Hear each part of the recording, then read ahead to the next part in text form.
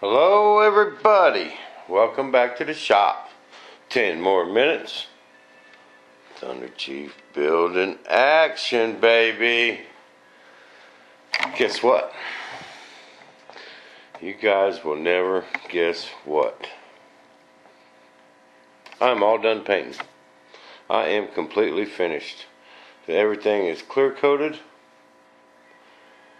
and dry.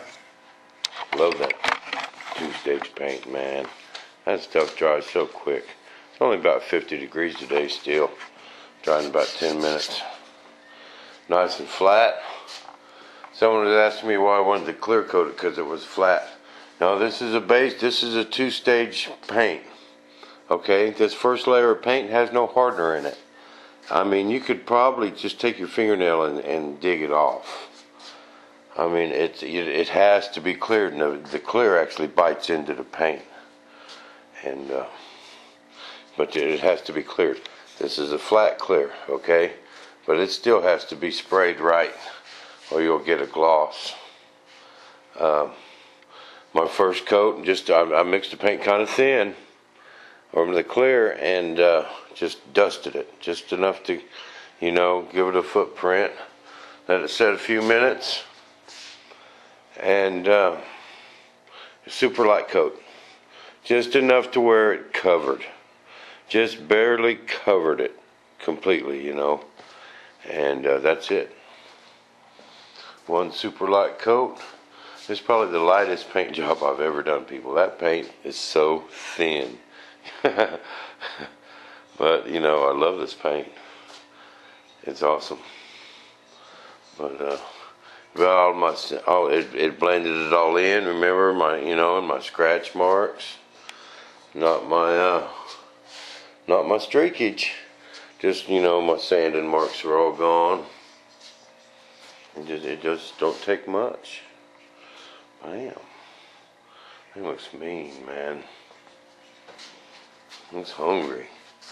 That's like scary hungry. That looks awesome, man. Oh, and there's all my wings. So what I have now, after 7 months of hard work, is I have me a 105 thunderchief ARF. Okay? Everything is done. These backs came out really good. Spin this around. I was going and that's why I didn't make a video. I was just trying to go so fast to get this all done today. But got some nice weathering on the bottom. Didn't want to overdo it. Top of it came out really nice. Really happy with the way everything turned out in the end. Put some more weathering on that. On them numbers. They came out really good. There's my stabs. A couple of places where I started to come through a little bit, I just left it alone, because that's how it fades on these jets sitting out there too. And the inside of the gear door is a little dirty. Can't wait. Alright. Now let's talk about the paint I used. I've been promising you guys. Man, there's that tail cone. Man, that all looks good. Really like the way that black looks on that green. Really looks good. So easy, just missed it. Don't want to know what brand airbrush I use. It's just a cheapo Harbor Freight, man. It's like 20 bucks.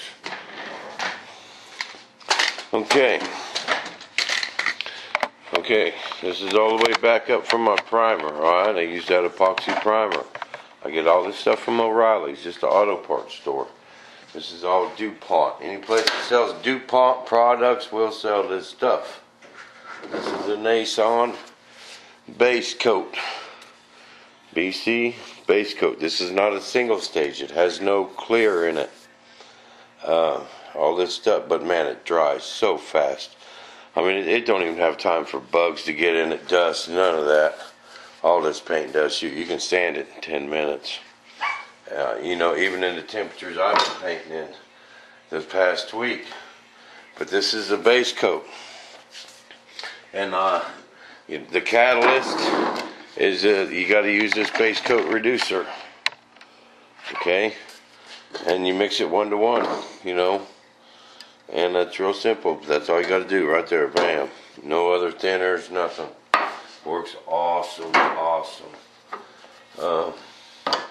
They don't have paint numbers, man. You got to almost take something in there and look through their books. You know, just tell them straight up, no metal flake. And they got a couple smaller books so you don't have to pick through 3,000 colors of green metal flake to come up with a green. You know what I mean? Okay, this is my clear coat. Okay, this is a flat finish. I also got this at O'Reilly's. It's just a pretty much clear coat and with flattening agent in it. Okay, now if you cannot get this, yes, you can buy flattening agent. It's kind of pricey. If you buy a quart of it, it's like $70, but that's enough to mix like 5 gallons of paint. You know, so if you can't get it, you know, at your auto parts store, they can order you some flattening agent.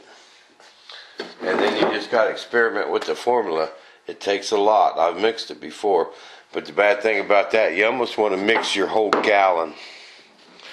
Because if you mix a little bit and use it on your plane, you know, then you need to mix a little bit more. The sheen won't be right. So you about got to mix your whole gallon. You know what I mean? Because if you got to buy the flattening agent. My spray guns, we went over them. Someone wanted to know how I went about cleaning them up. Now, this is just my clear coat gun. This is all I use it for, and it's really probably the worst to clean up because you can't see it.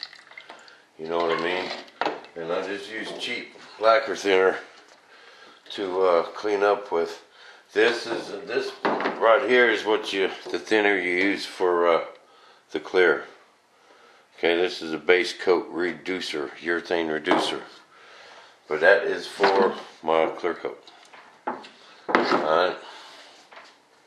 You could also mix that with your paint.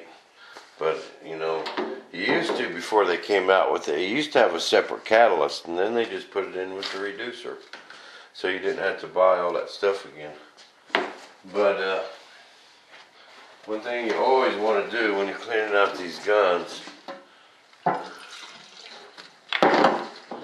okay, you got to give it put a paper towel in there and go around.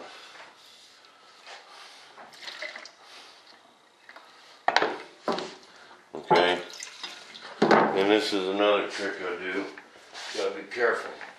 You don't splash lacquer thinner in your face or on anything you just painted.